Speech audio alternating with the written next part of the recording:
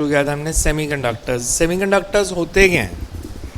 Register से बंद कर दो, कुछ नहीं लिखा है। सुबह भी कहानी सुनाई थी, सिर्फ आपको भी कहानी सुनानी है। सेमीकंडक्टर्स क्या होते हैं? कंडक्टर्स क्या होते हैं?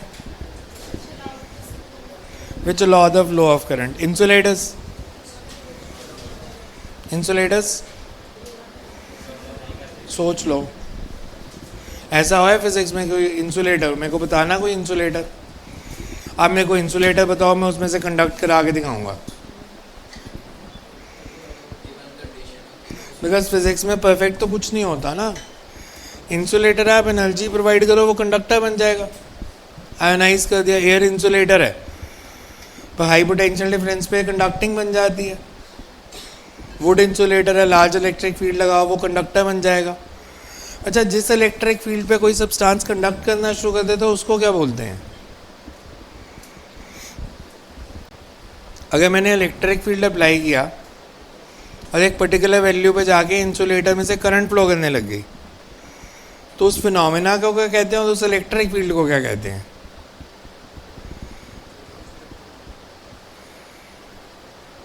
इंसुलेटर कंडक्टर बन गया, मतलब dielectric breakdown occurs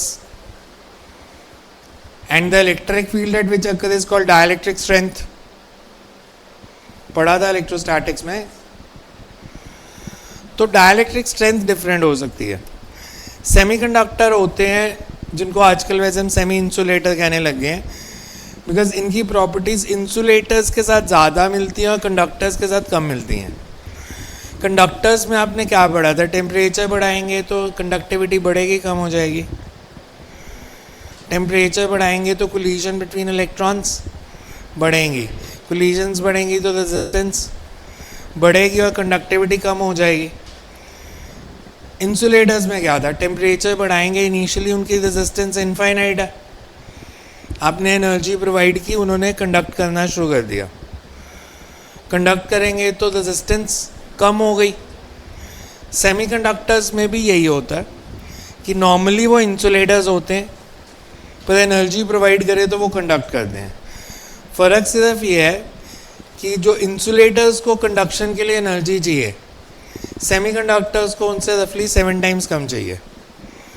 मतलब अगर मैं बोलूँ कोई इंसुलेटर है and it starts conducting at 2000 kelvin, तो semiconductors will start conducting at around 310 320 kelvin, which is almost India का तो रूम टेम्परेचर होता है। सेमीकंडक्टर दो तरह के होते हैं, एक को हम बोलते हैं इंट्रिंसिक, एक को extrinsic. Intrinsic are pure semiconductor जिसमें कोई इम्प्योरिटी नहीं डाली। इम्प्योरिटी डाल दे तो we call it extrinsic semiconductor. Intrinsic semiconductor will have 4 valence electrons, जैसे सिलिकॉन और जर्मेनियम। स्ट्रक्चर बनाए तो कुछ इस तरह से बनेगा।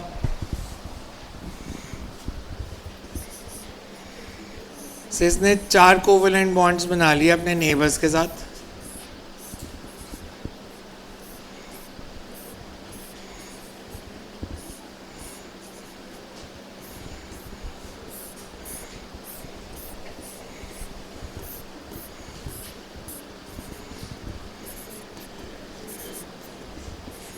तो अगर हम इस पे फोकस करें, जैसे इसने अपने नेबर्स सिलिकॉन एटम्स के साथ 4 कोवेलेंट बॉन्ड्स बनाए हुए हैं, 4 ही वैलेंस इलेक्ट्रॉन थे, तो इसके पास कोई फ्री चार्ज नहीं है, तो ये कंडक्ट नहीं कर सकता बिकॉज इसमें फ्री चार्जेस नहीं है।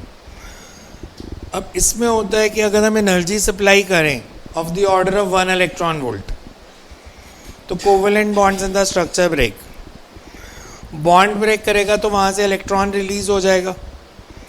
जहाँ से इलेक्ट्रॉन स्ट्रक्चर में से निकल गया तो जो वैकेंट स्पेस है उस पर पॉजिटिव चार्ज बच जाएगा,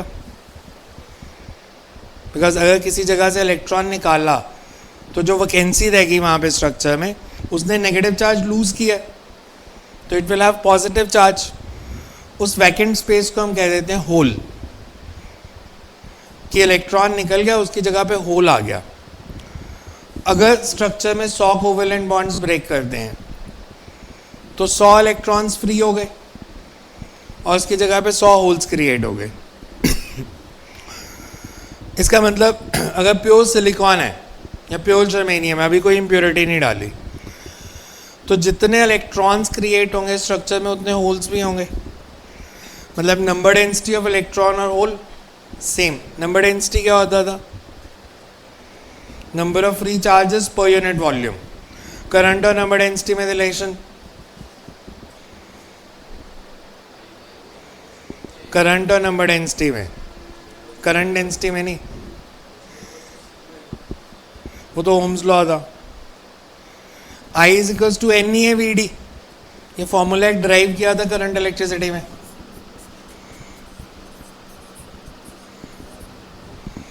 we D is drift velocity, E charge on electron area. Pure semiconductor में number density is very small. अगर नंबर डेंसिटी स्मॉल है तो करस्पॉन्डिंगली करंट भी स्मॉल होगी। It's not of any practical use. Intrinsic semiconductor या pure semiconductor, उनमें covalent bond break करके जो चार्जेस क्रिएट हो जाए उनका नंबर इतना कम है कि उस करंट का कोई प्रैक्टिकल यूज़ है नहीं। सेमीकंडक्टर्स का वैसे प्रैक्टिकल यूज़ क्या होता है? कहाँ यूज़ होते हैं सेमीकंडक्टर?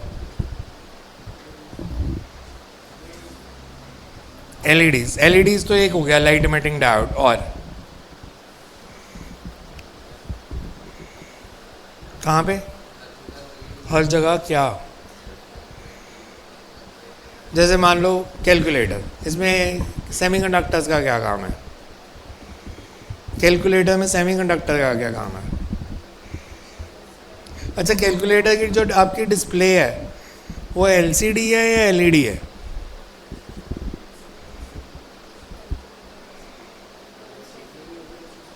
कैसे पता चलेगा एलसीडी है कि एलईडी है? 8 क्या होता है? एलसीडी में, एलसीडी में, एलसीडी में, एलसीडी में 8 नजर ही नहीं आता।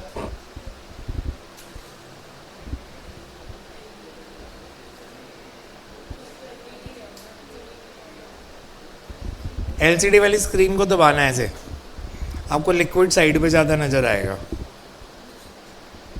स्क्रीन को अच्छे से दबा देना तो आपको पता चलेगा कि वो फ्लूइड है, वो साइड पे चला गया। जैसे पानी में हाथ डालें तो साइड पे जाता है। जो वो 8 कह रहा है वो ये 8 की बात कर रहा है। ये तो 7 एलईडीज लगी हैं, ये 7 एलईडीज लगी हैं, 1 2 3 4 5 6 एंड 7। जिसको पावर दोगे वो ग्लो करेगी। पर कैलकुलेटर में रोल क्या है? एलईडी, मतलब एलईडी के तो बिना भी काम चल रहा है। एलसीडी बना लो। घर में एलईडी टीवी है, एलसीडी है? एलईडी पक्का। फुल एलईडी टीवी की पहचान क्या होती है? इंडिया में फुल एलईडी मिलता नहीं वैसे, इसलिए है नहीं किसी के घर में। मतलब मिलता होगा पर खरीदता कोई नहीं है। बिकॉज प्योर एलईडी या जिनको हम फुल एलईडी बोलते हैं, दे आर वेरी एक्सपेंसिव। मतलब 8-9 लाख का टीवी आएगा वो। तो आपके घर में जो है एज एलईडीज टीवीज हैं, एलईडीज हैं पर that's not full LED, that उसको बोलते हैं एज एलईडी, कि एज एलईडी टीवीज हैं। फुल एलईडी टीवी में होता है कि अगर पूरी स्क्रीन एलईडी है तो you can control the brightness section wise. अभी आपके टीवी की जैसे ये भी स्क्रीन है, मैं इसकी ब्राइटनेस, इसको भी हम एलईडी बोलते हैं कि एलईडी है, इसकी मैं ब्राइटनेस को बढ़ाता या कम करता हूँ तो पूरे स्क्रीन की बदलती है कि पूरी स्क्रीन या तो ब्राइट हो जाएगी या पूरी डार्क हो जाएगी। बट अगर ये एक्चुअल में एलईडी होता तो आप पार्टली कर सकते थे कि इधर वाला पार्ट ब्राइट चाहिए, उधर वाला पार्ट डार्क चाहिए। तो वो उस तरह के कंट्रोल होते हैं उसमें। तो टीवी में, मोबाइल में कभी ऐसे नहीं होता, पूरी ब्राइटनेस पूरी स्क्रीन की बढ़ती है कम होती है, तो क्योंकि कॉस्ट का फैक्टर भी आ जाता है। बट एनीवेज, एलईडी के बिना तो काम चल सकता है। एलसीडी भी आते हैं। तो मेरे को बताओ कैलकुलेटर में सेमीकंडक्टर क्या करते हैं? यूज़ किया कभी कैलकुलेटर? कैलकुलेटर को आपने कैलकुलेशन दी 3 × 3 तो आंसर क्या निकालेगा? उसको कैसे पता? आप तो कोई भी रैंडम नंबर दे देते हो, मतलब उसमें फीड तो नहीं किया हुआ ना। अब कोई ये थोड़ी है कि उसमें फीड किया हुआ तो उसने वहाँ से निकाल लिया, मतलब उसने एक्चुअल में कैलकुलेशन की है। अब डेसिमल में कोई भी नंबर दो। Semiconductors can be used to make adder circuit, dividers, multipliers, subtractors, graphical functions. अब सेमीकंडक्टर से कुछ भी करा लो। फ़ोन आपके पास है, एंड्रॉयड फ़ोन पे ग्राफिकल ऐप, कैलकुलेटर की ऐप डाउनलोड कर लो, तो आप उसको एक इक्वेशन दो, वो उसका ग्राफ बना देगा। मतलब उसके अंदर सर्किट है इस तरह के। आपने कुछ हार्डवेयर नहीं डाला, आपने एक ऐप डाउनलोड की, दैट सॉफ्टवेयर। हार्डवेयर उसके अंदर ऑलरेडी सारे प्रेजेंट है, इसीलिए सिर्फ ऐप ही चाहिए होती है। आपने कुछ भी नया काम करना है तो ऐप डाउनलोड की और उससे कर लिया। ग्राफिकल चाहिए, ग्राफिकल डाउनलोड कर लो, डिफरेंशिएशन कर सकता है, इंटीग्रेशन कर सकते हैं, तो हर चीज़ के लिए सर्किट बन सकता है। Semiconductor can perform any kind of function. AC को डीसी में चेंज कर सकता है, डीसी को एसी में चेंज कर सकते हैं, वोल्टेज को बढ़ा सकते हो, वोल्टेज को कम कर सकते हो। तो सेमीकंडक्टर कैन परफॉर्म, बिकॉज जैसे आपने मोबाइल का चार्जर यूज़ किया, अब उसमें देखो उस पर लिखा होता है इनपुट 220 वोल्ट, आउटपुट 5, मतलब वो स्टेप डाउन कर रहा है वोल्टेज को, तो उसमें ट्रांसफॉर्मर नहीं लगा, उसमें सेमीकंडक्टर्स लगे हैं। तो सेमीकंडक्टर्स वोल्टेज को कम कर रहे हैं, वो बढ़ा भी सकते हैं और कम भी कर सकते हैं। तो सेमीकंडक्टर आपकी लाइफ में हर जगह घुस चुके हैं। कहीं पे भी आर्टिफिशियल इंटेलिजेंस है तो दैट सेमीकंडक्टर। दो तरह की डिवाइसेस हैं आपके घर में, एक इलेक्ट्रिकल, एक इलेक्ट्रॉनिक्स। इलेक्ट्रिकल डिवाइसेस के पास कोई दिमाग नहीं है, पंखा चलेगा, नंबर कम कर दिया, धीरे हो जाएगा, पर आप कर रहे हो जो कर रहे हो। स्मार्ट फैन क्या करेगा, अपने आप से देख लेगा, टेम्परेचर चेंज हो रहा है तो मैं इसको थोड़ा धीरे कर देता हूँ। स्मार्ट एसी, आप जिधर बैठे हो सिर्फ उधर ही हवा थ्रो करेगा, बिकॉज क्लासरूम में नहीं, बट अगर आपके घर में आप एक कोने में बैठे हो तो स्मार्ट एसी कैन सेंस कि आप किधर बैठे हो, तो रादर देन पूरे रूम में एयर थ्रो करने के वो उसी डायरेक्शन में लोवर्स को टर्न कर देगा कि सिर्फ उधर ही हवा आए। आप उसको प्रोग्राम कर सकते हो, आप रूम से उठ के बाहर गए वो बंद हो गया।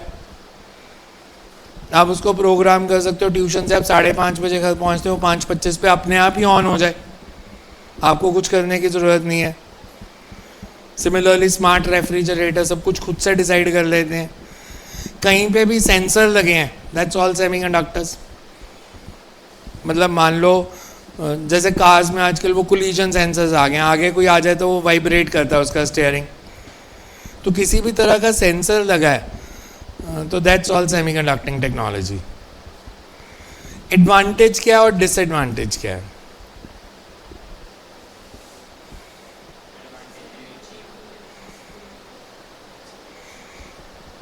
आपके पास फ़ोन कौन सा है?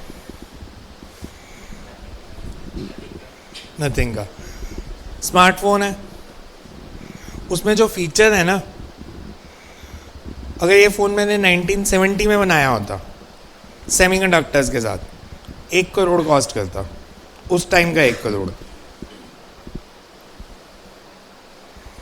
सस्ते पड़ते हैं जब बल्क में हो जाते हैं, मतलब जब इनिशियली सेमीकंडक्टर्स की जब कोई भी टेक्नोलॉजी नहीं आती है ना तो वो महंगी होती है।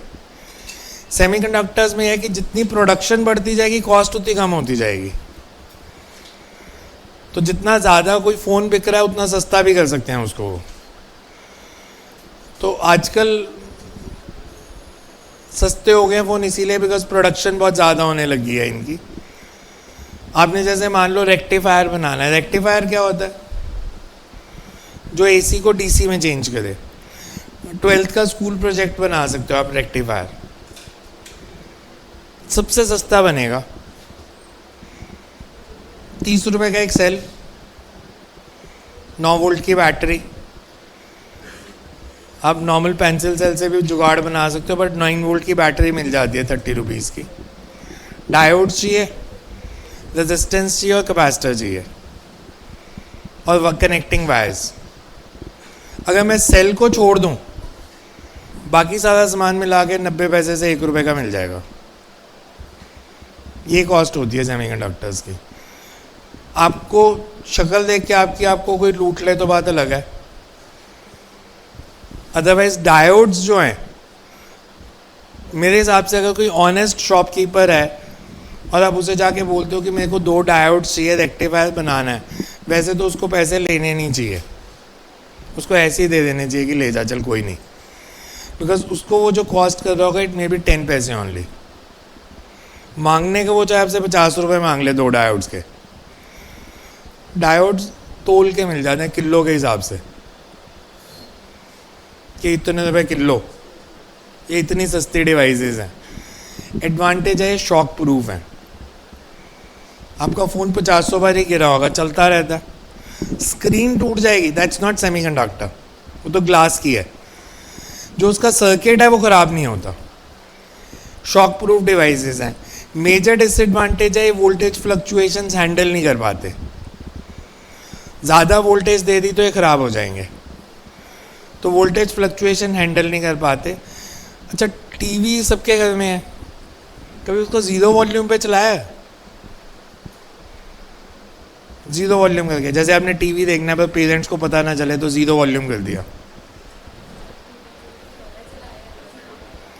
एक बार उसको 0 वॉल्यूम पे चलाना, एक बार उसे स्विच ऑफ कर देना, आपको आवाज़ में फ़र्क पता चलेगा। 0 वॉल्यूम पे भी उसमें से आवाज़ आ रही होती है, उसको हम बोलते हैं हमिंग नॉइज़, मतलब पीछे से म्यूज़िक चलता ही रहता है उसका हमेशा, that's called humming noise. Semiconductors produce humming noise. आप करना ना, एक बार 0 वॉल्यूम पे करना, फ़ैन वैन बंद कर देना तो पता चलेगा। तो एक बार 0 वॉल्यूम पे चलो, एक बार बंद करोगे तो आपको पता चलेगा इसमें से आवाज़ आ रही थी, थोड़ी सी सर्किट में से आवाज़ आ रही थी, तो उसको बोलते हैं semiconducting circuits generally produce humming noise. बहुत धीरे होती है बिकॉज टीवी का बहुत छोटा सा सर्किट है, बड़ा सर्किट होगा तो उतनी ज़्यादा आवाज़ भी आएगी। अब मैंने कहा कि अगर हम इंट्रिंसिक सेमीकंडक्टर लेते हैं तो इसमें नंबर डेंसिटी कम है, इसलिए जो करंट ये सप्लाई करेगा वो किसी काम की है नहीं। अब मेरे को नंबर डेंसिटी बढ़ानी थी तो हम इसमें इम्प्योरिटी ऐड करते हैं। किसी भी चीज़ में इम्प्योरिटी ऐड करें तो उसको हम बोलते हैं डोपिंग। जैसे एथलीट्स का भी डोप टेस्ट होता है। डोप टेस्ट मतलब मेडिसिन तो नहीं ली, ड्रग्स तो नहीं यूज़ किए, तो उसको बोलते हैं डोप टेस्ट, कि ब्लड में इम्प्योरिटी तो नहीं है। तो डोपिंग को हम कहते हैं it's the process of addition of impurity to the pure semiconductor, और वो सेमीकंडक्टर इंट्रिंसिक की जगह बन जाता है एक्सट्रिंसिक। मतलब इंट्रिंसिक है जिसमें हमने कोई सेमीकंडक्टर में इम्प्योरिटी नहीं डाली थी, सिलिकॉन या जर्मेनियम ग्रुप 4 एलिमेंट थे, 4 वैलेंस इलेक्ट्रॉन थे। इम्प्योरिटी डाल दी तो इट बिकम्स एक्सट्रिंसिक सेमीकंडक्टर। अब इम्प्योरिटी फर्दर 2 तरह से डलती है। ये तो टेट्रावैलेंट था। इम्प्योरिटी जो डलेगी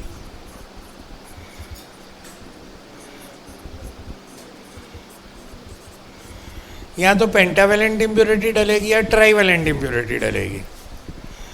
हमने थ्योरी पढ़नी है, बहुत सिंपल मैं लिख देता हूँ कि टेट्रावैलेंट सिलिकॉन एटम है, पेंटावैलेंट इम्प्योरिटी डाल दी, but it's a very complex process. ऐसे नहीं डाल सकते कि डाल दी, तो वो पूरा प्रोसीजर होता है कि इम्प्योरिटी कैसे ऐड होगी सेमीकंडक्टर के अंदर। तो हमने इम्प्योरिटी ऐड की, मान लो पेंटावैलेंट, सिलिकॉन के अंदर फॉस्फोरस ऐड कर दिया। फॉस्फोरस के पास 5 वैलेंस इलेक्ट्रॉन है, उसने स्ट्रक्चर के अंदर किसी किसी जगह पे सिलिकॉन एटम को रिप्लेस किया। मान लो इस सिलिकॉन एटम को फॉस्फोरस ने रिप्लेस कर दिया। फॉस्फोरस के पास 5 वैलेंस इलेक्ट्रॉन थे, उसने 4 कोवेलेंट बॉन्ड बना लिए, उसके पास फिर भी एक 5th इलेक्ट्रॉन बच गया। ये फ्री नहीं है, ये फॉस्फोरस के साथ अटैच्ड ही है। अब मैंने पहले क्या बताया था, अगर बॉन्ड ब्रेक करने हैं तो energy required is of the order of 1 electron volt. ये जो 5वां इलेक्ट्रॉन है, इसको फ्री करने के लिए उससे 10 टाइम्स लेस एनर्जी चाहिए, मतलब अराउंड 0.1 इलेक्ट्रॉन वोल्ट। तो आपने 0.1 इलेक्ट्रॉन वोल्ट एनर्जी दी तो ये इलेक्ट्रॉन अलग हो जाएगा and it start acting as free electron, और ये कंडक्शन में हेल्प करेगा। अच्छा, ऐसा नहीं है कि अब कोवेलेंट बॉन्ड ब्रेक नहीं करे, कोवेलेंट बॉन्ड्स अभी भी ब्रेक करेंगे, because 1 electron volt is a small energy. तो दो प्रोसेस शुरू हो गए। एक तो हमने पांचवा इलेक्ट्रॉन फ्री कर दिया और एक कोवेलेंट बॉन्ड ब्रेक किया। कोवेलेंट बॉन्ड ब्रेक किए तो इलेक्ट्रॉन रिलीज हो गया, उसकी जगह पे होल आ गया। ये जो फिफ्थ इलेक्ट्रॉन फ्री हुआ है इसके कारण होल आया नहीं, बिकॉज ये तो एक्स्ट्रा इलेक्ट्रॉन था। तो इसका मतलब जब मैंने एनर्जी सप्लाई की पेंटावेलेंट इम्प्योरिटी डालने के बाद, तो इलेक्ट्रॉन्स हमें मिले बॉन्ड ब्रेक करने से भी, और इलेक्ट्रॉन्स मिले जो पांचवें इलेक्ट्रॉन था ये होल से सिर्फ तभी मिले जब बॉन्ड ब्रेक किया था। तो मतलब नंबर डेंसिटी ऑफ इलेक्ट्रॉन्स ज़्यादा होगी और नंबर डेंसिटी ऑफ होल्स कम होगी। अगर आपसे पूछा जाए मेजॉरिटी चार्जेस कौन से हैं, ज़्यादा कौन से और कम कौन से हैं पेंटावेलेंट इम्प्योरिटी डालने के बाद? दो प्रोसेस से कौन से मिल रहे थे इलेक्ट्रॉन? होल से तभी मिल रहे थे जब बॉन्ड ब्रेक कर रहा था। इलेक्ट्रॉन्स का नंबर ज़्यादा है मतलब वो मेजॉरिटी में है। मेजॉरिटी मिनॉरिटी यही होता है ना, हम इंडिया में कहते हैं जैसे हिंदूज आर मेजॉरिटी कम्युनिटी, बाकी सब मिनॉरिटी में रिलीजन आते हैं। तो मेजॉरिटी मतलब जो ज़्यादा है, तो इलेक्ट्रॉन्स ज़्यादा और होल्स कम है, तो इलेक्ट्रॉन्स को हम बोल देते हैं majority charge carriers, holes are minority charge carriers. अगर आपसे पूछा जाए नेट चार्ज कितना है, पॉजिटिव या नेगेटिव? ज़ीरो। मैंने कहा नेगेटिव चार्जेस ज़्यादा हैं, पॉजिटिव चार्जेस कम है। ये बात हो रही है फ्री चार्जेस की। पर मेरे को अगर सिस्टम पे चार्ज बताना है तो मेरे को सिर्फ फ्री वाले नहीं देखने, बाउंड वाले भी देखने हैं। जो न्यूक्लियस हैं उनके अंदर प्रोटॉन्स हैं वो चार्ज भी देखना है, वो इलेक्ट्रॉन भी देखने हैं जो बाउंड है, फ्री नहीं है। फ्री चार्जेस नेगेटिव ज़्यादा है, टोटल चार्ज तो ज़ीरो ही देगा। बिकॉज ये बना कैसे था एक्सट्रिंसिक सेमीकंडक्टर? हमने क्या किया था, सिलिकॉन एटम्स में फॉस्फोरस के एटम डाले थे और एटम न्यूट्रल होता है, तो हमने चार्ज कंजर्वेशन, न्यूट्रल एटम में न्यूट्रल डाला तो नेट चार्ज तो उतना ही देना है, ज़ीरो। तो आप ट्राइवेलेंट इम्प्योरिटी डालो या पेंटावेलेंट इम्प्योरिटी डालो, net charge will be zero. Free charges अगर नेगेटिव ज़्यादा हैं तो बाउंड चार्जेस पॉजिटिव ज़्यादा होंगे ताकि नेट चार्ज ज़ीरो दे। तो इसमें जो मेन करंट का सोर्स हो गया वो हो गया electrons. Hole is vacant space, उस पर चार्ज है पॉजिटिव, उसका कुछ मास होगा, वैकेंट स्पेस का कोई मास नहीं होता। तो हम कहते हैं कि effective mass of holes is 7 times more than the mass of electron। तो होल का मास कैसे निकालेंगे? खाली जगह का मास। हम फिजिक्स में कुछ भी करते रहते हैं ना, तो खाली जगह का मास, जो जगह खाली हो गई इसका मास बताओ।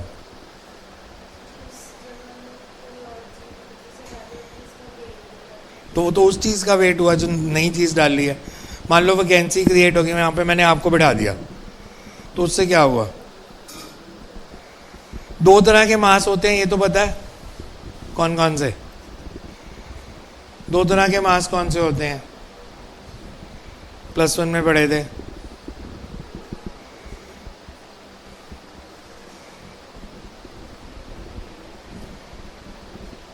इनर्शियल मास और ग्रेविटेशनल मास। मेरे को इसका ग्रेविटेशनल मास निकालना है। कैसे निकालेंगे? Weight divided by acceleration due to gravity, W/g, तो m आ गया। इनर्शियल मास निकालना है तो कैसे निकालें? इसको धक्का मारो तो उसे F, और ये इसकी एक्सेलरेशन आई a, तो F/a is also mass. Normally gravitational और इनर्शियल मास सेम ही होते हैं।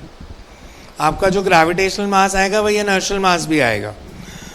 पर होल का मास कैसे निकालना है? मान लो बॉन्ड ब्रेक किया था, यहाँ पे एक होल क्रिएट हो गया। होल पे चार्ज कौन सा था? यहाँ वैकेंसी थी। इस पे चार्ज कौन सा था? क्योंकि इसने इलेक्ट्रॉन लूज किया है, तो इधर पॉजिटिव चार्ज है, इधर एक इलेक्ट्रॉन है। ये पॉजिटिव होल उसको अट्रैक्ट कर सकता है,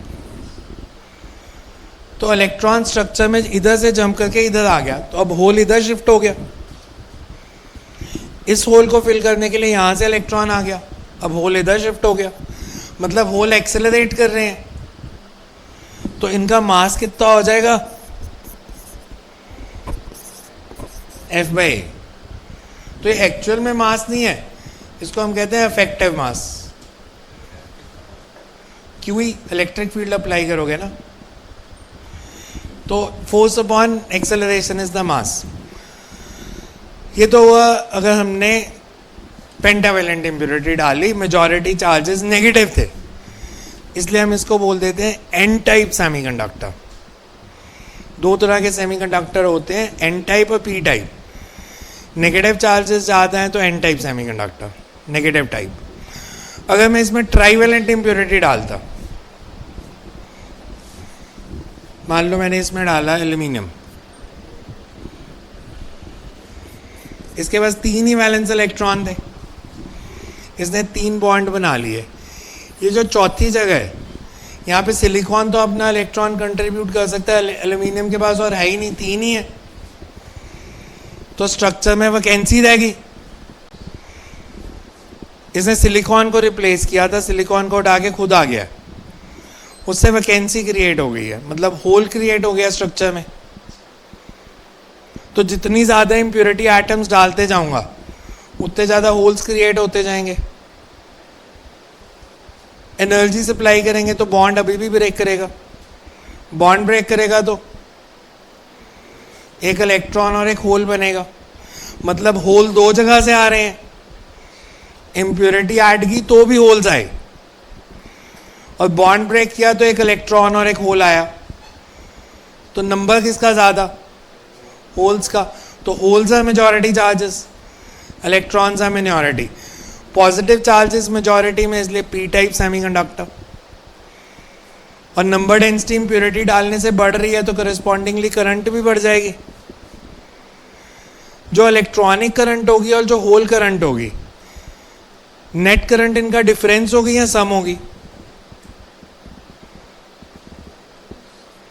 सम। बिकॉज जिस डायरेक्शन में इलेक्ट्रॉन मूव करेंगे करंट तो उसके ऑपोजिट ही लेनी है। हम करंट की डायरेक्शन यही लेते हैं ना, opposite to the flow of electrons. अगर इलेक्ट्रॉन्स टुवर्ड्स राइट जाएंगे, होल्स टुवर्ड्स लेफ्ट जाएंगे, पर इलेक्ट्रॉन के कारण करंट लेनी है तो वही लेनी पड़ेगी जिस डायरेक्शन में पॉजिटिव चार्जेस हैं। तो हमें ऐड ही करना होता है कि total current is sum of electronic current and hole current. Normally हम पी टाइप सेमीकंडक्टर को प्रेफर नहीं करते, बिकॉज सेमीकंडक्टर का रोल क्या है, करंट फ्लो करवानी है इनके थ्रू। अब 2 लोग हैं, रेस में पार्टिसिपेट करवाना है, अब किसको प्रेफर करोगे, मोटे ताजे बंदे को या एथलेटिक टाइप जो तेज दौड़ेगा। तो इलेक्ट्रॉन तेज दौड़ता है, होल का मास 7 टाइम्स ज़्यादा है, वो धीरे धीरे चलेगा, तो we always prefer N type semiconductor. हमारे सिलेबस में सिर्फ डायोड्स हैं। डायोड क्या होता है, नहीं डायोड मतलब क्या होता है, क्या करता है वो तो बाद में देखेंगे। डायोड मतलब 2 इलेक्ट्रोड्स, ट्रायोड मतलब 3 electrodes. Diode is combination of P and N type. मतलब एक बड़ा सेमीकंडक्टर लिया, उसमें आधे टाइप में पेंटावेलेंट इम्प्योरिटी ऐड कर दी, आधे में ट्राइवेलेंट, तो उसको हम बोलेंगे वो डायोड बन गया।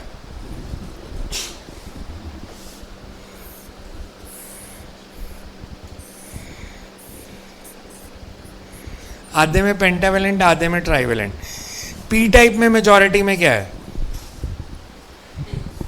होल्स। एन टाइप में इलेक्ट्रॉन्स। तो जब इनका जंक्शन बन जाएगा, free electron theory of metals क्या थी, chemistry, free electron theory of metals. Free electron theory होती है अगर आप कॉम्बिनेशन बनाते हो 2 डिफरेंट चीज़ों का जिनमें नंबर डेंसिटी डिफरेंट है। जैसे मान लो 2 मेटल ए और बी, ए में इलेक्ट्रॉन डेंसिटी ज़्यादा और बी में कम है, तो जब इनको ज्वाइन करोगे तो हाई इलेक्ट्रॉन डेंसिटी से लो इलेक्ट्रॉन डेंसिटी इलेक्ट्रॉन्स जाना शुरू हो जाएंगे। That's free electron theory. तो इसमें जब पी एन जंक्शन डायोड बनाया, एन टाइप के पास इलेक्ट्रॉन्स ज़्यादा थे, पी के पास कम थे, तो इलेक्ट्रॉन्स एन से पी में जाना शुरू हो जाएंगे, और होल्स पी से एन में आना शुरू हो जाएंगे। N type semiconductor electron lose कर रहा है तो उस पर पोटेंशियल, नेगेटिव चार्ज लूज करोगे तो positive. P type positive charge lose कर रहा है, नेगेटिव गेन कर रहा है तो उसकी पोटेंशियल नेगेटिव। तो यहाँ पे नेगेटिव पोटेंशियल आ जाएगी और एन पे पॉजिटिव आ जाएगी। इलेक्ट्रॉन एन से पी में जा रहे थे, जैसे जैसे जाते जाएंगे पोटेंशियल डिफरेंस जंक्शन पे बढ़ता जाएगा, पोटेंशियल डिफरेंस बढ़ता जाएगा। एक स्टेज आएगी जब इलेक्ट्रॉन उधर जाने की कोशिश कर रहा है पॉजिटिव से नेगेटिव, उसकी पोटेंशियल एनर्जी बढ़ रही है कम हो रही है। इलेक्ट्रॉन अपने आप किधर जाता है, लोअर से हायर, हायर से लोअर। इलेक्ट्रॉन लोअर से हायर, यहाँ हायर से लोअर जा रहा है तो उसको कुछ एनर्जी चाहिए। वैसे एक स्टेज आएगी जब ये नेगेटिव पोटेंशियल इतनी ज़्यादा बढ़ गई कि इसने इलेक्ट्रॉन्स को आने से रोक दिया। सिमिलरली होल्स जब पी से एन में आएंगे तो ये पॉजिटिव पोटेंशियल रिपेल करेगी। तो जब आप जंक्शन बनाओगे शुरू में थोड़ी देर तो चार्जेस क्रॉस किए, फिर वो रुक गए, जो पोटेंशियल डिफरेंस होगा जंक्शन पे that will be called barrier voltage. Barrier voltage because it acts as barrier, it's stopping the motion of charges. अच्छा, इलेक्ट्रॉन क्रॉस कर रहा था एन से पी में, होल्स पी से एन में, होल पे चार्ज कौन सा था, पॉजिटिव, वो वैकेंसी थी। तो ऐसा हो सकता है कि इधर से इलेक्ट्रॉन आए, इधर से खाली जगह, ये दोनों मिलके बॉन्ड बना लिया, दोनों ज्वाइन करके आपस में जंक्शन पे। तो कुछ ऐसे भी होंगे जो जंक्शन पे ज्वाइन करना शुरू हो जाएंगे।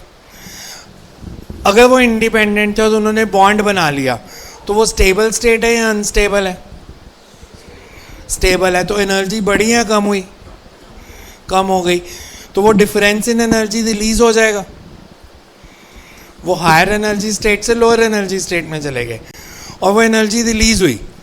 अगर वो एनर्जी विजिबल रीजन में है तो हम इसको बोल देंगे लाइट एमिटिंग डायोड, कि वो लाइट एमिट करेगा जंक्शन से। अब एलईडी के ऊपर आप देखो वो गारंटी दे देते कि 1 साल तक खराब नहीं होगा।